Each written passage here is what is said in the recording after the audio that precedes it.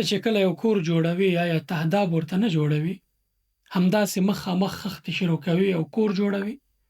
که داسې وکړې، نتیجه یې څه ده؟ خو کور دې راغورځي. د هر څه لپاره یو اساس او تهداب وي. دعا هم همداسې ده. که ته د دعا لپاره تهداب کښېنږدې، نتیجه یې منفي ده. دعا دې نه قبلېږي. د دعا جوهر باید زده کړې او ځان پرې پوه کړې. څنګه د دعا تهداب کېږدم، بیا دعا وکړم. الله پاک موږ ته د قرآن کریم په یوه مبارک آیت کې د دعا لپاره تهداب ښودلی دی. که موږ دغه تهداب صحیح کېږدو، بیا دعا وکړو، ډاډه اوسئ چې هره دعا وکړئ الله پاک یې قبلوي انشاءالله، که ستاسې په خیر وي. کوم آیت دی د قرآن کریم؟ وَإِذَا سَأَلَكَ عِبَادِي عَنِّي فَإِنِّي قَرِيب. کله چې دا زما بندگان زما په اړه پوښتنه کوي چې چیرته دی، یعنی زموږ رب، فإني قریب، زه نږدې یم دوی ته. الله پاک وایي کله چې بندگان له تا پوښتنه وکړي چې دا چیرته دی رب، زموږ رب چیرته دی، فإني قریب، الله پاک پخپله وایي چې زه ډېر نږدې یم دوی ته. اجیب دعوة الداعی. اوس متوجه اوسه، د دعا مهمه برخه دلته ده. په دې آیت کې کتابونه تفصیل شته دی. اجیب، ځوابومه، قبلومه، دعوة الداعی، دعا د دعا کوونکی. هغه دعا چې ته کوې، زه یې قبلوم درته. اوس د دعا مهم شرط راځي، تهداب یې راځي. پوهېږې څه شی دی؟ فلیستجیبوا لی. نو دوی ته لازمه ده، دغه بندګانو ته لازمه ده چې زما په اړه پوښتنه کوي چې دا زموږ رب چیرته دی. دوی ته لازمه ده څه وکړي؟ چې زما غوښتنې ومني، زما سپارښتنې ومني. فلیستجیبوا لی، ما ته دې جواب راکړي. او اوس بل شرط دی، ولیؤمنوا بی. اصلي شرط د دعا دغه دی، ولیؤمنوا بی، او په ما د ایمان راوړي. لعلهم یرشدون، ښایي دوی ته هدایت وشي. اوس راځئ همدې آیت ته تمیږو. په دې آیت کې ډېر غټ تفصیل دی او ډېر مهمه خبره پکې شته. حوصله راسره وکړئ، راځئ د آیت برخې تفصیلي بحث پې کوو. الله پاک څه فرمایي؟ وَإِذَا سَأَلَكَ عِبَادِي عَنِّي فَإِنِّي قَرِيب. الله پاک وایي کله زما بندگان پوښتنه کوي چې دا رب زموږ یعنی چیرته دی، زه ډېر نږدې یم دوی ته. رسول الله صلی الله علیه وسلم یې له واسطې ویستو. الله پاک مخامخ تا سره غږېږي. الله پاک ځکه اول کې ورته وویل چې کله زما بندگان له تا پوښتنه کوي چې دا زموږ رب چیرته دی، اوس وایي چې فإني قریب، زه ډېر نږدې یم. داسې ورته ونه ویل چې قل، دوی ته ووایه، ځکه چې الله پاک د دعا دپاره مستقیم تا سره اړیکه ساتي. د مستقیم الله پاک نه غوښتنه وکړي او الله پاک نه هر طلب چې لرې ویې کړي. اوس د دعا برخه راخلو، دا یې ډېره مهمه برخه ده. اجیبو، قبلومه، اجابت یې کوم، ځواب در کوم. دعوة الداعی، دعا د دعا کوونکي. دعا د دعا کوونکي. که داسې وایي چې تا نه دا ویل شوي وی، الله پاک دا ویلي وی چې اجیبو الدعا، مثال زه تا نه دا ویل شوي وی چې دعا قبلوم، اوس دلته دا دعا کوونکی ولې اضافه کړ؟ الله پاک په دې کې تفصیل د علماو راځي چې اجیبو، ځوابومه، قبلومه، دعوة الداعی، دعا د دعا کوونکی، اذا دعان، کله چې دی دعا کوي. د درې کلمات اجیبو، د ځوابومه، قبلومه، دعوة الداعی، دعا د دعا کوونکی. همدومره هم که جمله وی کفایت یې کوو. اذا دعان څه معنی؟ یعنی کله چې واقعا له زړه نه دعا کوي، په فکر په دقت باندې دعا کوي، داسې نه چې په خوله باندې لګیا یي یا الله ماته دا راکړه، یا الله دا، یا الله دا، یا الله دا. نه نه نه نه،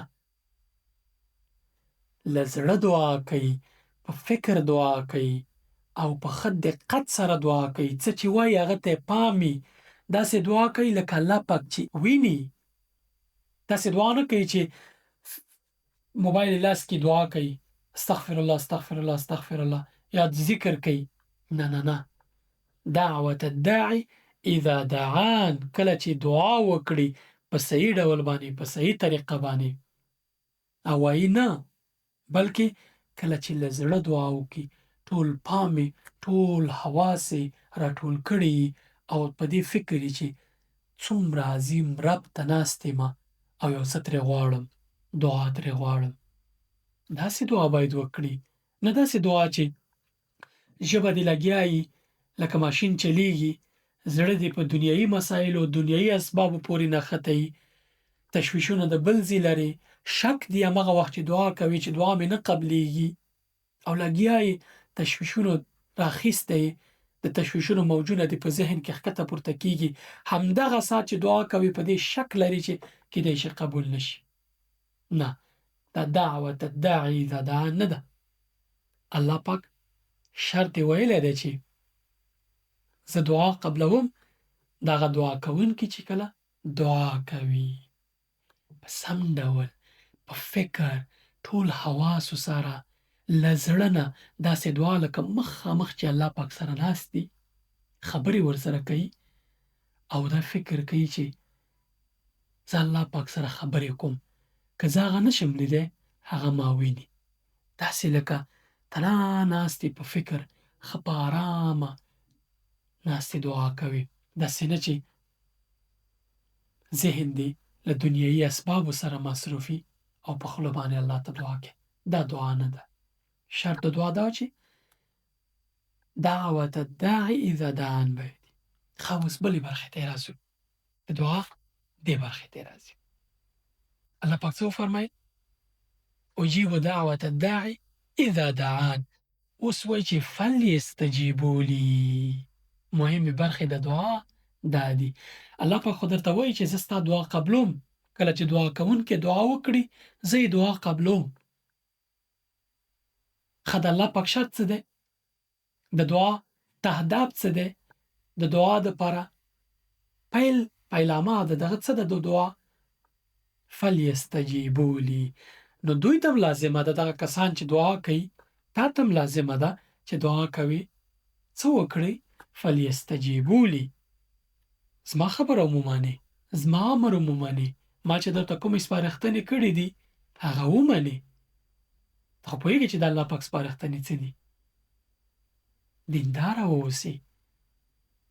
د الله پاک فرضي عملونه چې درته ویلي په هغې عمل وکړئ، نفل ورته وکړئ، ځان ورنږدې کړئ، اړیکه ورسره ټینګه کړئ. الله پاک څه غوښتنې چې له تا کړي چې ای زما بنده دا کار کوه دا مه کوه، هغه باید جواب کړي، ویې منئ، د الله پاک سپارښتنې عملي کړي. چې دا شو نو فلیستجیبوا لي، شرط پوره کړئ. ښه، تر دې یو بل مهم شرط راځي، ولیؤمنوا بي. ولیؤمنوا بي. ښه، ایمان باید راوړي، په ما باندې باید ایمان راوړي څوک چې دعا کوي. تا نه مسلماني کفایت نه کوي. هغه کسان چې ما ته دعا کوي او تمه یې دا وي چې دعا یې قبول کړم، اول خو باید ما ته زما سپارښتنې ومني، فلیستجیبوا لي شرط پوره کړي، بیا ورپسې ولیؤمنوا بي، او په ما دې مؤمن به شي، په ما دې ایمان راوړي، مکمل بشپړ د اسلام او ایمان زړه ته داخل کړي. په اسلام باندې خو مسلمان شو، ایمان یې باید ډېر پوخي تر څو هره خبره کوي، هره دعا کوي زه یې قبول کړم. شرط تهداب د دعا دا دی چې ته باید د الله پاک سپارښتنې ومنې کله چې دعا کوې، کله چې ایمان ولري، په زړه کې د ایمان واقعا ننوتی داخلي او زړه دې د ایمان په څپو باندې مست وي، بیا نو چې هره دعا کوي الله پاک یې درته قبلوي، انشاءالله چې ستا په خیر. اوس خو د دعا په تهداب او په اساس باندې پوه شوې، په بنسټ باندې پوه شوې چې کله دعا کوي لومړی باید څه وکړي؟ فلیستجیبوا لي ولیؤمنوا بي. لومړی باید زما سپارښتنې ومني، الله پاک وایي زما امر چې مې کړی دی درته ویې مني او په ما باندې ایمان راوړي. ولیؤمنوا بي، په ما باندې ایمان راوړي. بیا چې داسې وشي الله پاک څه فرمایي؟ لعلهم یرشدون دوی ته ښایي هدایت وشي، یعنې دا دعا یې قبول شي، لاره ورته وښودل شي، د دعا اصلي طریقه او هر څه الله پاک دوی هغه څه الله پاک دوی ته میسر کړي، مسخر کړي چې ټول اسباب د دنیا ورته برابر شي. الله پاک چې درته لاره ښیي، د دې لاره هم درښیي چې څنګه دعا وکړې چې قبوله شي. نو ته اوس پخپله فکر وکړه، آیا دا منطقي ده چې ته یو څه غواړې په بدل کې څه نه ورکوي؟ دا یو طرفه اړیکه ده. ته بې پروا یې له خپل ربه. الله پاک په تا باندې ځینې فرضي عملونه لازمي کړي دي. کوم شی دي؟ لمونځ، روژه، زکات، حج، قرآن کریم تلاوت، خلکو سره ښېګڼه، نور نیک عملونه، له فحشا او ناروا ډډه کول، ځان ساتل، دغه کارونه الله پاک په تا باندې لازمي کړي. اوس ته خپله دې ته جواب ورکړه. ته دا ترسره کوې او له هغو کارونو چې یې منع کړي ځان ترې ساتې؟ که دې ځواب نه وي، خو ته پوه شه چې مشکل چیرته دی. که دې ځواب هو وي، آیا هغسې یې ترسره کوې چې الله پاک امر کړی؟ لمونځ کوې، پکې حسابیانې نه کوې، لمونځ کوې، پکې د سبا پلانونه نه جوړوي، لمونځ کوې او تشویش دې بل ځای کې نه، ټول فکر دې الله پاک سره. داسې کوې؟ خو طبیعي ده چې نه یې کوو. آیا موږ هغسې لمونځ کوو چې قبول شي؟ ته چې کله خپل لمونځ نه راضي نه یې، الله پاک به څنګه دغه لمونځ قبول کړي؟ الله پاک خو هر څه دپاره شرط و شرایط پرېښي دي. ته هغه نه عملي کوې، ګیله دې دا چې دعا دې نه قبلېږي. پخوا پیغمبرانو چې کله به لاس پورته کړه، الله پاک په دعا ورته قبلوله، ځکه چې هغوی په زړونو کې یقین او ایمان درلود او د الله پاک هغه څه چې الله پاک سپارښتنې کړی ټول به یې قبلول، منل به، عملي کول به. ابراهیم علیه السلام یې ښه مثال دی. څومره قربانۍ ورکړې، څومره سختو امتحانونو نه تېر شو، نو د هغه دعا چې نه قبلېږي، چا به قبلېږي؟ که ته هم د ابراهیم علیه السلام په شان په الله پاک باندې ډاډه یقین پرې لري، امتحانونو نه ځان کامیابه کوې، الله پاک څه سپارښتنې کړي عملي کوې، لمونځ کوې، روژه نیسې، زکات ورکوې، حج ته چې د امکانات دي برابري ځې، قرآن کریم تلاوت کوې، صدقه کوې، له غیبت، له تهمت، له فحشا، له کینې، د خلکو کور ورانولو، د ټولو شیانو ناروا عملونه څه چې ته فکر کوې چې ستا نه خوښېږي څوک یې تا سره وکړي، هغه کارونه ترسره کوې، نو بیا دعا څنګه قبوله شي؟ دعا به دې څنګه قبوله شي؟ او څه تمه لري؟ آیا تا سره دغه کارونه څوک وکړي؟ ته د یو انسان په توګه ځان سره فکر وکړه. یو څوک تا سره یو حاجت لري، یو مشکل لري، غواړي ته یې ورته حل کړې،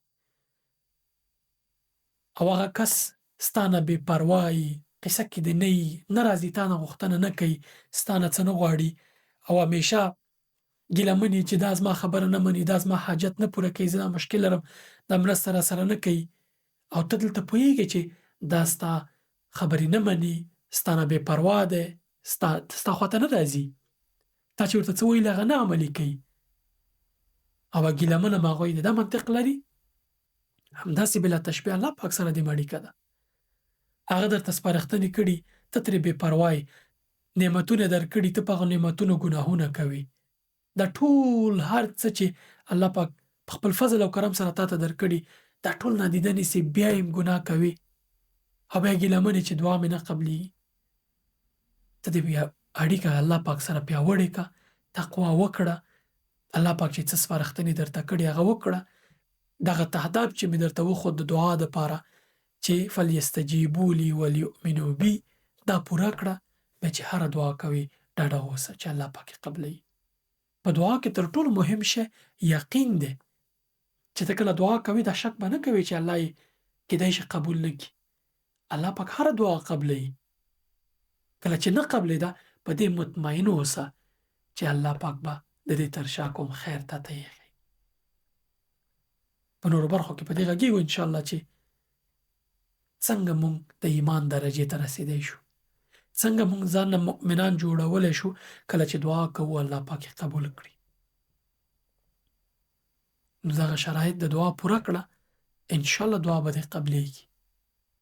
په نورو برخو کې انشاءالله په دې باندې بحث کوو چې نور کوم شرایط دي چې د دعا دپاره چې دعا ورسره قبول شي.